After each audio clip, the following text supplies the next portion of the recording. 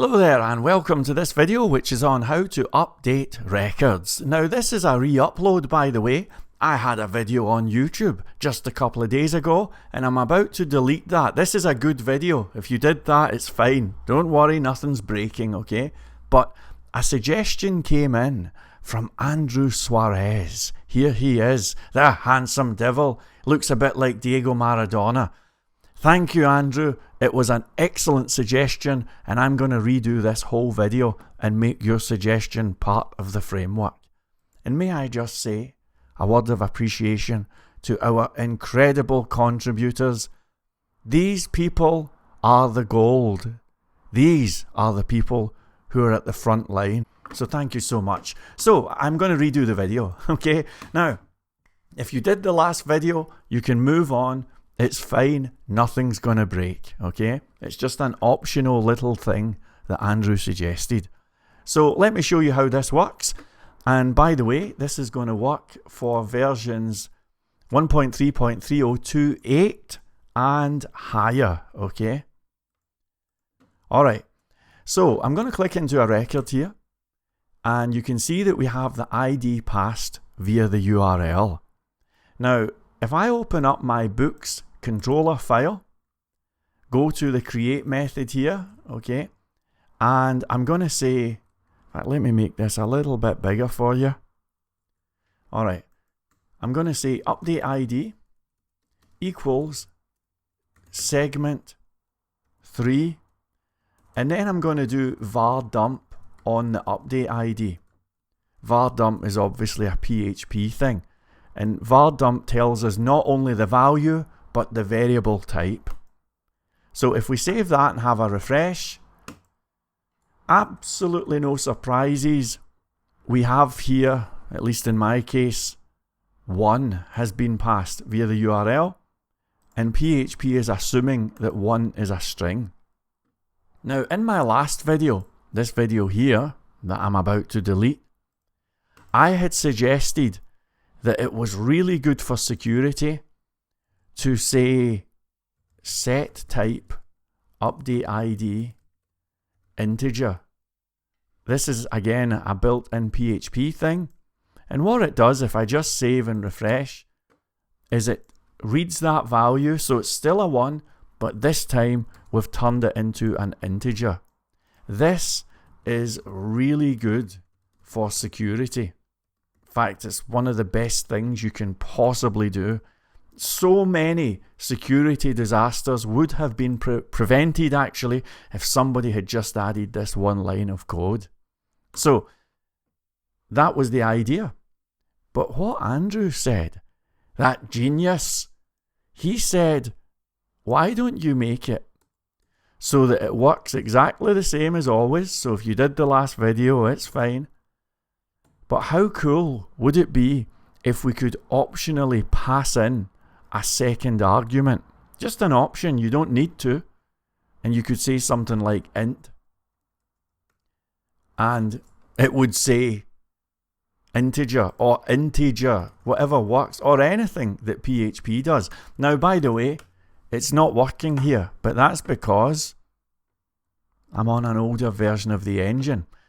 Now, let me just quickly update the framework. This will probably be interesting. It'll only take half a minute. So here's our segment thing. Again, just watch, just watch. So what we're talking about is having var type equals null. Now that makes it optional, right? And we're simply going to say if is set var type, then we're going to say set type value of the var type, okay? So refresh, there it is. So we have now had a little tweak added to the framework, courtesy of Andrew Suarez, and now as an option we can declare a variable type using PHP's set type. I think that's fantastic. Alright, so that's the update. Let's now get on with the rest of this tutorial. I'm going to be going quite fast because I do have a lot to do. I hope you'll forgive me. So here we are. And what we're going to do is we're going to be clicking into a record just like I was showing you, and we're fetching that update ID. Now another thing that I want to fetch is submit. I'm going to say submit is post submit. And you'll remember that our form does in fact have a button with a name of submit. So if we refresh, you can see it says it's an empty string, right?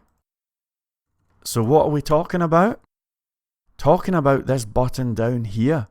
And when we land on a page, submit is going to be this empty string. By the way, I'm going to bring it back. If we submit a page, let's say there's form submission errors, now submit equals a value of submit, right? Now, why am I doing that and why do I care about the submit button? Let me show you. I'm going to do a little if statement and I'm going to say if update ID is greater than 0 and submit is an empty string, then I'm going to fetch the record details from the database. That's what we're going to do. So we'll make something. Let's just say we're going to say data is this. Now we've already got get data from post.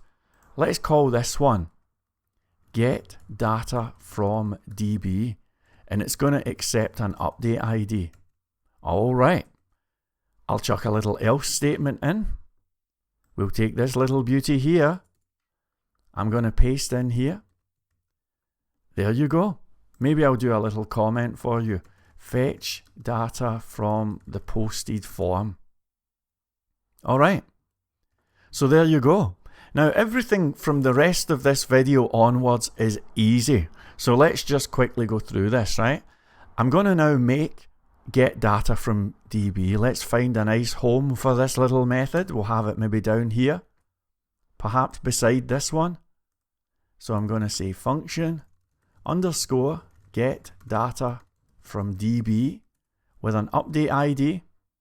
And just to show you this thing working actually, let me echo howdy with a die statement, okay? So if we go to books, let's say manage, click into a record, you can see that it says howdy. So that means it's calling this and it's trying to read the details from the database. Perfect, right? So I'm going to say record object is this. I'm going to load up the model and I'm going to call upon get where and I'm going to pass in the update ID. Now this is covered in the documentation, by the way. In fact, I'll put a screenshot of that on the page right now. There you go. And you're welcome to read up on that if you want. But the key thing is that record object produces an object. If I say var dump record object with a die statement, you'll see it's an object.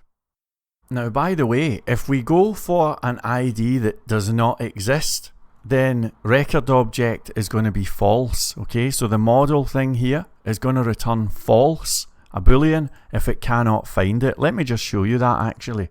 So I'll put in some crazy ID, maybe 88, and you can see that it's a boolean and it says false. Okay, so let's just say if the record object is equivalent to false, I'm going to just echo not found and do a die statement. Now you can do whatever you want, it's fine, but the idea is I'm doing something, okay, instead of just breaking the page. Again, I'm sure you can do something better. But if a record is found, then I'm going to say data is an array of the record object. Okay, so that is me. What I'm doing, I'm going to turn the object into an array. That's how we do that with PHP, okay?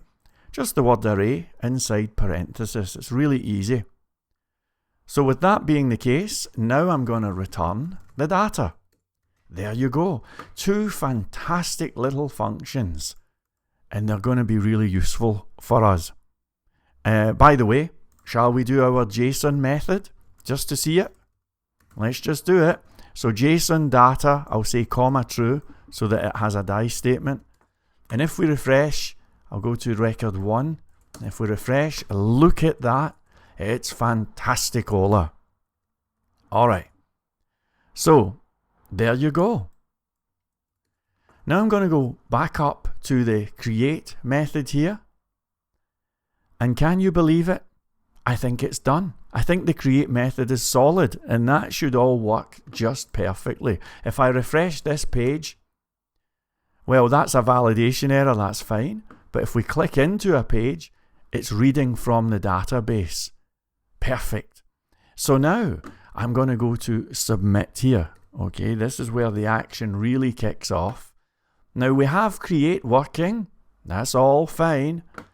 But after we've fetched the data and whatnot, I'm then going to say update ID is segment 3, int.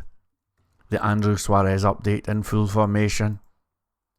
I'm going to say if update ID is greater than 0, then I'm going to update existing record. Otherwise, we'll just insert the way that we have been doing, okay? So, there we go. Now, the way that you do an update is you say this, model, you say update, you pass in the update ID, and you pass in the data. It's as simple as that. Now, obviously, saying the record was successfully inserted is a bit rubbish. We can do better. So, I'm going to have a little flash message. So I'm going to say flash underscore message. And you'll see what this is in just a minute. But I'm just going to say the record was successfully updated. And I'll have another little message here so that if it's an insert, I'll say the record was successfully inserted.